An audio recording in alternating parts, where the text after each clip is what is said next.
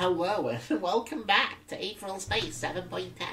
Swift flying, swifter knives. I'm the little Tanhony. I'm little Darnell.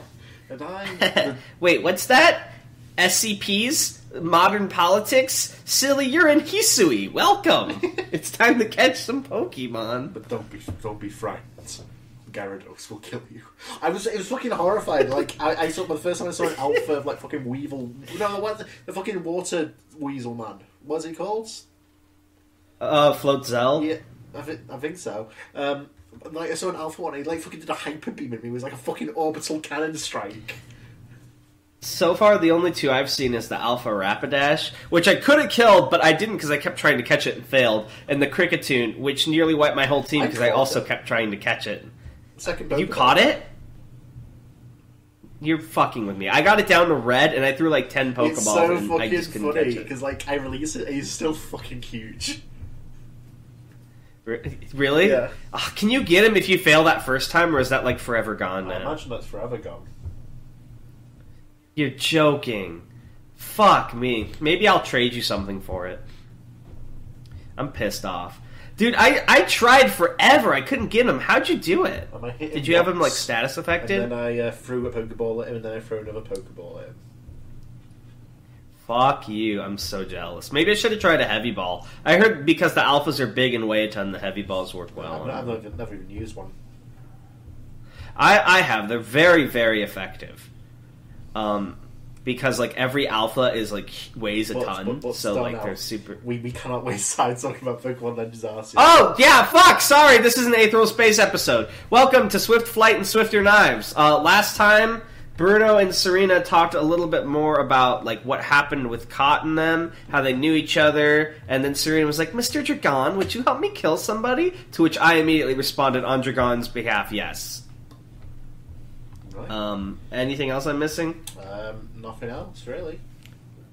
There's a little bit of time with Cot, and we saw this cool scene where, like, his legs were dangling over a building, and when Caution returned, he pulled them back, and I was like, oh, that's clever. That's clever. Okay. For the first time since she'd started speaking, Serena Del Ced blinked. Mr. Dragon, would you help me kill a person? Wow, reusing assets, Tan? Yeah. I see the budget's been slashed on Aetheral Space. A 2-sentence recap. Yeah. Just being like a shitty dude on social media about games. Wow, you're reusing an asset? Lazy. Hire fans. Lazy author design. What? Hire fans. You have fans? Do you not know hire fans, LOL? I'll show you later. I can't hear... yeah. Oh, hire fans, like the meme. I thought you were saying hire, like Higher, like they were fans, like levitating. Yeah, you meant like hire fans to write Aetheral Space, of course. I love how hiring fans worked well one time with Sonic Mania, and now everyone insists that if you hire fans, clearly the game will be better. Nintendo, hire this guy who made an idea and has never worked on a game in his life. The answer was obvious. Sure, Dragon said truthfully. Who? See, Dragon is with me. He's a Serena simp as well. He didn't even hesitate. Serena nodded. Bruno isn't safe as long as he's alive. We need to make him stop being alive. Wait, who, Bruno? No. Cot. I know. She's talking about Cot. It's just pronouns got confusing. Even though she was saying it in kind of a creepy way, Dragon couldn't deny that Serena was right. Bruno and Serena had been apart from their group for barely a quarter of an hour, and they'd come back minus 1 foot and their blood sprayed on the floor. There was no way to tell where this Cot's next attack would come from, only that it was definitely coming. In this situation, the best defense was offense. Dragon rubbed his chin as he sat down in the doctor's chair. What do you have in mind? Serena blinked again. We kill him! Yeah, Dragon rolled his eyes, but how do we kill him? What's our plan? With a wince as she aggravated her regenerating foot, Serena pulled herself up into a sitting position in the bed. She looked at Dragon seriously. Me and Bruno know Cot better than anybody. We'll be able to track him down. Once we do, we just kill him. That's it! Dragon frowned doubtfully. That's not much of a plan. I'd say going after him directly is better for him than us. If we wear ourselves down with an extended surge, he can just keep sending those puppets after us to wear us down. Then, once we're on our last legs, he can finish us off.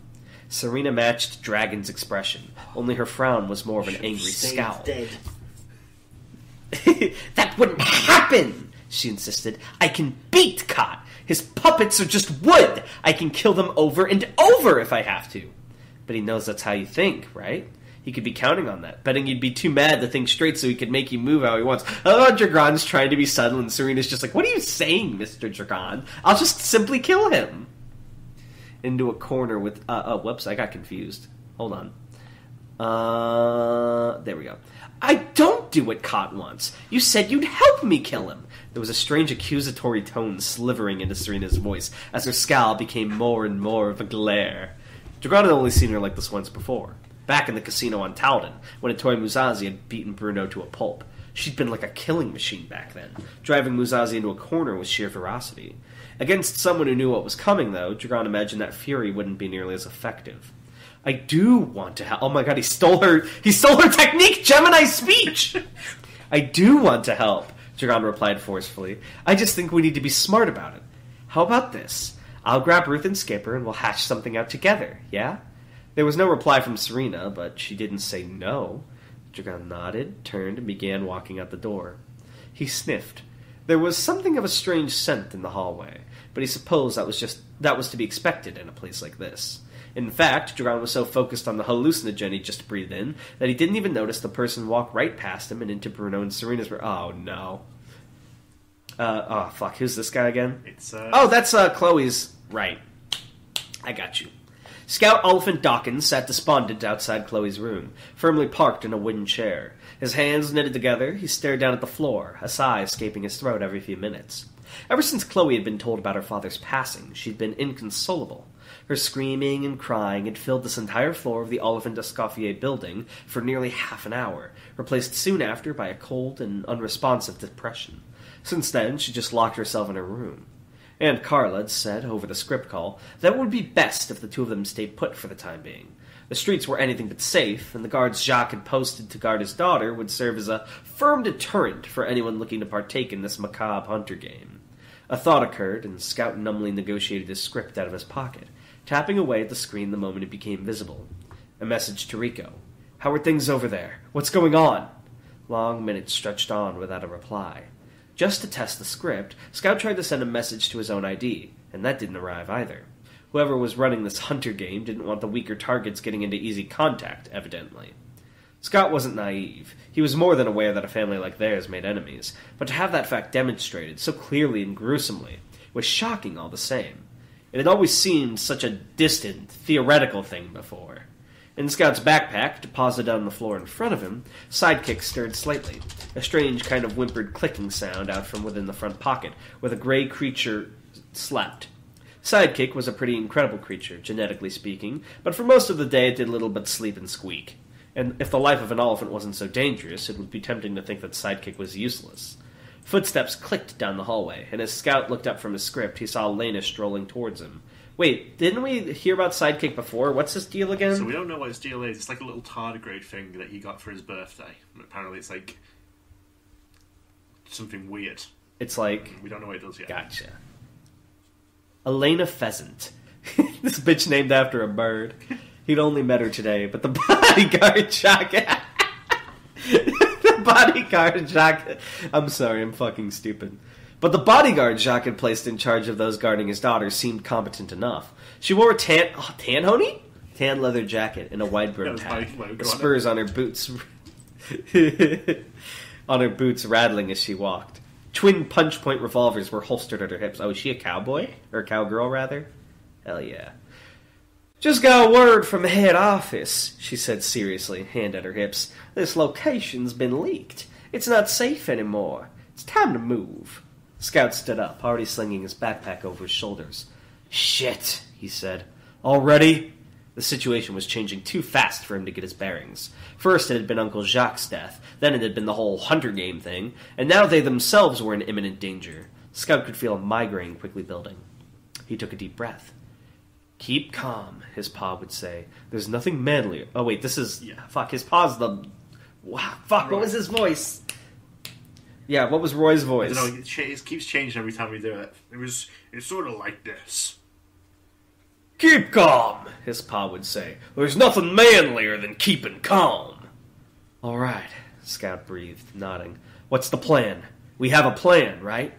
Elena nodded, the tiny bells that hung from the brim of her hat tinkling as she did so. Oh, gross, dude, all over the floor. We got another location set up. Multiple cars will set out in different directions from this building to confuse any pursuers. My men are setting up right now. You should do the same. Scout nodded. Right. Now that the future had a direction, at least, it didn't seem nearly so frightening. Elena glanced at the closed doors to Chloe's room, the red light above indicating that they were firmly locked. Think you can get her out of there? We're kind of on a timetable here. I'll try my best, ma'am, Scout nodded, but it might take some doing. The gunslinger turned on her heel, marching back down the hallway.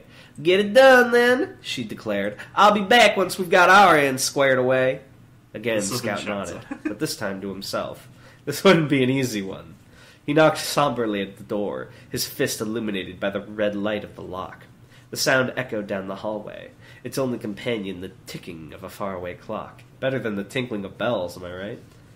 Hey, Chloe, Scout called out. Can you come out for a minute? We kind of need to talk about some stuff.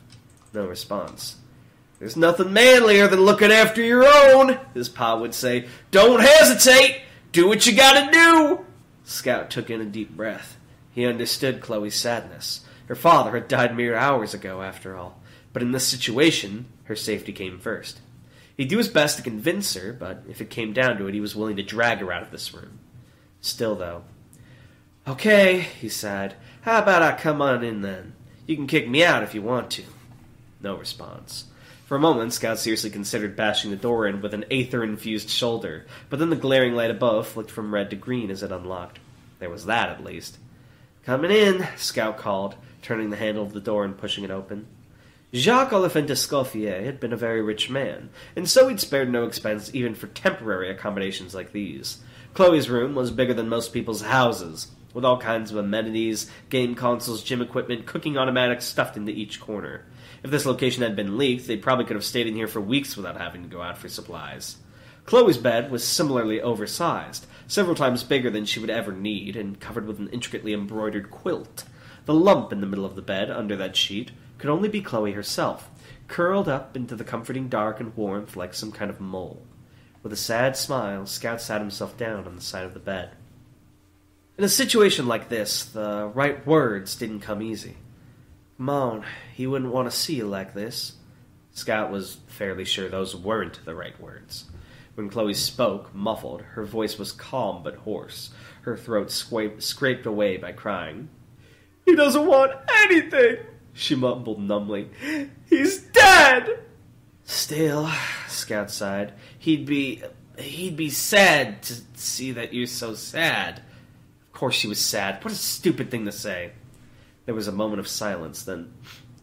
What do you want? He was that obvious, huh?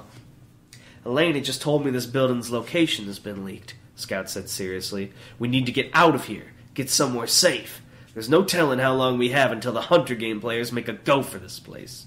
The bedsheet shifted, just slightly, as Chloe adjusted her position. You go, she muttered. I'll stay here. It'll be fine. Scout crossed his arms. I'm not going without you. Then I guess you're not going! Silence settled over the room, like a shroud had descended to drown out any noise. Scout just stared down at the lump on the bed, biting his lip in frustration. They didn't have time for this. Scout understood, but they didn't have time for this. You're right, he replied quietly. Guess I'm not going. The lump shifted. What? Scout went on. If it's safe enough for you, then it's safe enough for me. I'm not going anywhere. Chloe's face, her eyes ringed red by tears, poked out from underneath the bedsheet. You can't, she mumbled. You'll... Die? Scout smiled humorlessly. I guess so. Chloe's brow knitted together in anger. Get out, then! No. I said get out! Chloe's voice rose into a shrill scream, one that took most of the effort she could muster, judging by the heavy breathing afterwards. Scout slowly shook his head. The only way I'm leaving is if you're coming with me. That's the only way you're going to save me here, Chloe. Oh, man, this is like textbook manipulation, but also... I can't tell if it's based. I think it's based. I'm going to go with based. The look on Chloe's face was as if grief had collided head-on with rage. Her teeth ground together, tears ran from her eyes, and her lip trembled violently. "You fucker!" she hissed, wiping her eyes on the sheet beneath her. "You're a fucker!" "I guess I am." Scout extended a hand. "You coming, then?" When Chloe took his hand, he could feel the warmth returning to her body, like life coming back to a corpse. It seemed he was pulling her out of far more than just a bed. He stood up. Are you good? I hear, static background noise. Is your alternate attacking? Yeah, sorry. Come out, I've got a prayer no for problem. you, Darnell. Popcorn. What happened here? Chloe asked, looking around the ruined foyer. The voice was still hoarse, but the horror in it was audible all the same. Corpses were scattered throughout the entrance to the building, at least 5 of the bodyguards that had been assigned to this place. Glass sculpture had been shattered by countless impacts, and the front desk had been warped beyond recognition. Alana turned to glance at them as they entered. Apart from the blood dripping down her face from a cut on her forehead, she seemed unharmed, and she was accompanied by 2 more of her subordinates. A goateed man in a red and white striped sweater, and a burly woman with the barrel of a cannon protruding from her chest. Top tier character design. Looks like a fucking Yu-Gi-Oh monster. "You two okay?" Alana breathed, returning her revolvers to their holsters. "Good to see none of them made it past us." Scout glanced down at the nearest corpse, a young woman with tattoos like cracks running along her skin. He'd seen her earlier today when he'd first entered this building. She'd seemed nice enough. "What happened?" Oh, so she, turned on them for the money. He asked, repeating Chloe's unanswered question. Alana sniffed. "Workplace dispute," she said regretfully. "When I received the rules for the hunt again, decided just taking you two out would be an easier payday than the alternative. We ended up disagreeing." Indeed, many of the corpses had smoking bullet holes in them. The idea that these people had been coming to kill them, though, that sent shivers down Scout's spine more than anything. New World Order. That reads better. Chloe hadn't let go of Scout's hand since they'd left her room. She squeezed it tight, looking down at those bodies. "Cars are waiting outside," Alana said, cracking her neck. "We're a little short-staffed, but it's best we start moving." Scout nodded, stepping forward. Only one thing saved him. Only one tiny thing stopped him from dying right then and there. Only one passing thought. Why had the bodies been shot in the back? Because Dragon's there! No. Sorry. Bang! Scout threw himself and Chloe down to the ground with pugnant speed and strength, Alana's bullet sailing over their heads, slamming against the front doors. He transitioned into a roll, pink ether flaring around him as he put himself between the treacherous bodyguards and his cousin. Alana had her guns pointed right at him, one eyebrow raised. The man in the red and white had long, thin claws of bone protruding from his fingers. The cannon in the burly woman's chest whirred as it readied itself to fire. Behind Alana, several bullseye targets, like something from a shooting range, were floating in the air, bobbing and weaving around her back. "Sorry, kid," she smirked, a mocking sneer in her voice. "Like I said, the game pays better." The targets hurled themselves at Scout like a swarm of rabid frisbees. At the same time, Scout plunged his hand into the backpack, pulled free the squirming creature, and jabbed its sharp mouth onto the base of his spine. His aether roared. Sidekicker! He's using it. What's it do? Find out next time, Popcorn. Oh, wow, you read one page, but fine. The usual liquid whimsy of Serena Delsed's mind had solidified into a kind of cold clockwork. The objectives before her becoming the only things of consequence. She had to kill Cott. If she didn't kill Cott, Bruno would not be safe. If her friends wouldn't help her kill Cott as soon as possible, she'd do it herself. Her foot was almost fully reformed. Once it did, the best thing to do would be to leave and track down Cott again. Then she could kill him. Easy peasy. Bruno retreated far back into their mind. When it came to Cott, unconsciousness was as safe as he could get. Serena would protect him. She went to sit up, to test her new foot, only to stop right in her tracks as she saw she was no longer alone in this place. There was a woman by the door, staring back at her. A woman with a jet black kimono and an eye patch, the image of a red centipede curling around the fabric. The woman's inquisitive eye regarded Serena with great interest, but behind it, she could tell, was a hate much like her own. Something was coiled around the woman's waist, too. A grotesque centipede the size of a serpent. Ugh, is this some Sekiro shit? As Serena watched, its head peeked out from over the woman's shoulder, red smoke drifting up from its mouth parts. The woman didn't so much as flinch as the grotesque creature rubbed its ugly face against her bare cheek. "Tanhony and Darnell," the woman said quietly, eyes set square on Serena. "What exactly does that name mean to you?" I couldn't remember if that was her voice. was a bit higher pitched than that, but basically, yeah. Guardian del Ced. Yeah. Not hidden. Okay. Good chapter. Are you still present? Yes. Okay.